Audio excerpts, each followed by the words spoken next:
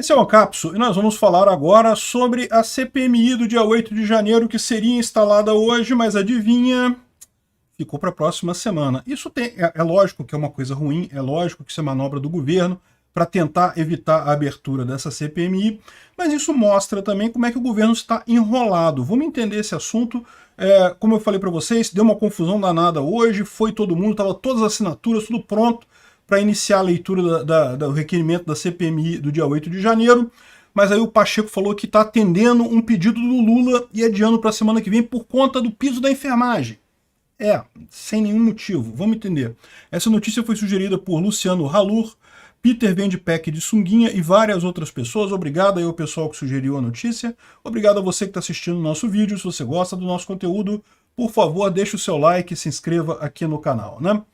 Pois bem, a notícia não é boa, né? A gente esperava que hoje fosse a abertura da CPMI do dia 8 de janeiro, destinada a investigar o que aconteceu efetivamente naquele triste episódio da invasão do Congresso, do STF, do Planalto e coisa e tal, aquele quebra-quebra terrível. Ninguém está defendendo aquilo ali de forma alguma, mas existem coisas a serem esclarecidas sim, né?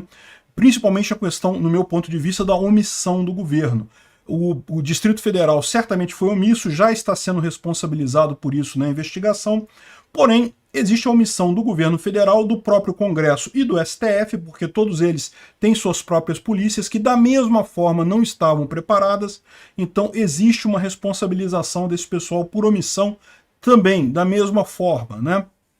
Além disso, existem outras indicações que algumas pessoas colocam, eu não subscrevo essas indicações, mas algumas pessoas dizem que haviam pessoas infiltradas, ou que alguém já invadiu antes e já quebrou coisa antes, aí eu não sei. Mas o fato é, de qualquer forma é importante investigar isso tudo para garantir que tudo esteja adequado. A minha visão é que a questão da omissão do governo federal é clara, né? Aliás, é isso que distingue o nosso caso do caso lá americano, né? O caso americano foi o contrário, vocês sabem, né? O caso americano era a esquerda lá, os democratas que queriam a abertura da CPMI deles lá, da investigação do dia 6 de janeiro deles, e a gente aqui é o pessoal da direita que quer. Por que isso? Qual que é a diferença? A diferença é clara, é a questão da omissão. Quando aconteceu o 6 de janeiro lá nos Estados Unidos, o Trump ainda era presidente. Então, se tivesse alguma omissão, no final das contas era do próprio Trump, era a culpa do próprio Trump. Então, eles não tinham isso. Acabou que a CPMI de lá foi só para bater no Trump o tempo todo. Aqui no Brasil, algumas pessoas dizem que a esquerda tentou copiar a fórmula, né, criar condições para uma quebra-quebra de forma a poder jogar a direita numa posição ruim, mas esqueceu desse detalhe. O detalhe é que o Lula já era presidente quando aconteceu o 8 de janeiro, portanto, existe responsabilidade por ter... É lógico, eu não estou querendo tirar a culpa das pessoas que fizeram os atos, quem fez os atos, quem quebrou coisa lá tem que pagar pelo que fez. Agora, é um fato que o Lula tem a omissão, o governo do Lula tem a omissão para lidar aí nesse caso, né? Enfim, o governo não quer essa CPMI de forma alguma, e hoje seria a leitura dela, né? E hoje seria a leitura dela e a instalação da CPMI. Já seria o segundo adiamento, tá? Porque já houve um adiamento anterior e adiaram de novo, então chegou para hoje. Então teve agora o terceiro adiamento, ficou para dia 26, para a semana que vem, né? Então, o que é esse caso aqui, né? Por que isso é uma coisa positiva?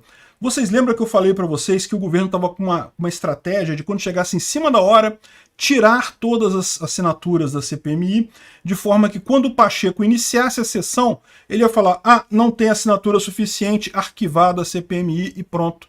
Encerrou o assunto, acabava com... Era isso que o governo queria fazer hoje. E eles até fizeram um esquema de falar assim: não, vamos todo mundo tirar as assinaturas ao mesmo tempo, que daí não tem como criticar. E eu falei para vocês que eu achava que isso não ia funcionar muito bem não, né?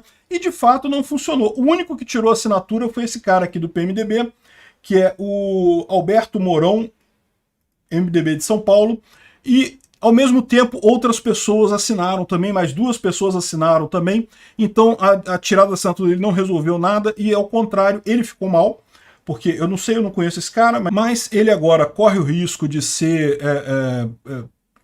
pelo menos olhado com atenção pelo eleitor, né? É lógico, corre o risco de daqui a 4 anos o eleitor dele nem lembrar disso mais, né? Vamos combinar, existe sim esse risco. Mas o fato é que hoje em dia, aquilo que eu falei para vocês, os eleitores estão muito mais ideológicos do que no passado. Então pode ser sim que ele acabe prejudicado com isso. Além do que a gente sabe que quem está tirando o nome da CPMI é porque está recebendo alguma coisa do governo. Falaram em dinheiro, falaram em verba, falaram em cargo, falaram em não sei o que lá. Então você já pode olhar para esse cara aí, não sei, não tem como acusar ele de nada, porque não sei, mas que faz sentido isso, faz, né? Parar para pensar, o governo estava querendo que muita gente, o governo ofereceu para um monte de gente tirar a assinatura em troca desses cargos e dessas coisas, né? E não funcionou. Então esse é o lado positivo. Por que que o Pacheco adiou de novo a leitura? Porque o plano do governo não funcionou. O governo esperava que um monte de gente tirasse a assinatura hoje. Aí o Pacheco ia lá e dizia, não tem assinatura, acabou o negócio, tchau, pronto. E aí passava para a próxima pauta, né? Não conseguiu isso.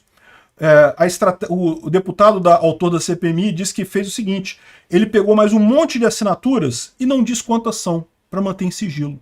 Se o governo conseguir tirar muitas assinaturas, ainda assim vai ter um monte para ele colocar no lugar, para mostrar que o requerimento tem assinatura suficiente, sim, para ser aberta a CPI. E aí o governo não teve alternativa, né? Chegou o pessoal lá, aqui tá as imagens do pessoal chegando, a Júlia Zanata, o Nicolas Ferreira, mais um monte de gente.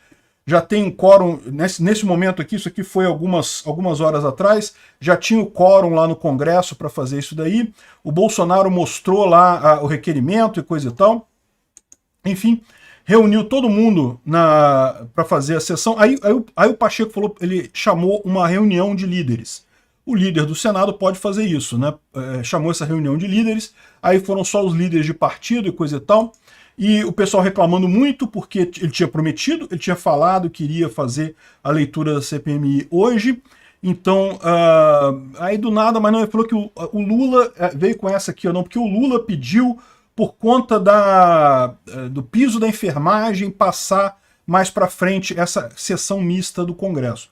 E aí o que significa isso? Significa que a sessão mista não vai ver nada. A sessão mista tinha que ver veto de Bolsonaro, tinha que ver um monte de coisa, não vai ver nada justamente por conta de que eles não conseguiram fazer o plano deles para acabar com a CPMI do dia 8 de janeiro. Né? E aqui ó, tem esse plano já estava velho, tá aqui, ó. Governo vai usar o piso da enfermagem para adiar a instalação da CPI. Vai dizer que foi justamente o que fizeram, né? No final das contas, na última hora, disseram que não, que a gente precisa resolver não sei o que lá do piso da enfermagem e coisa e tal, então temos que chamar o piso da enfermagem, vai ficar para a semana que vem.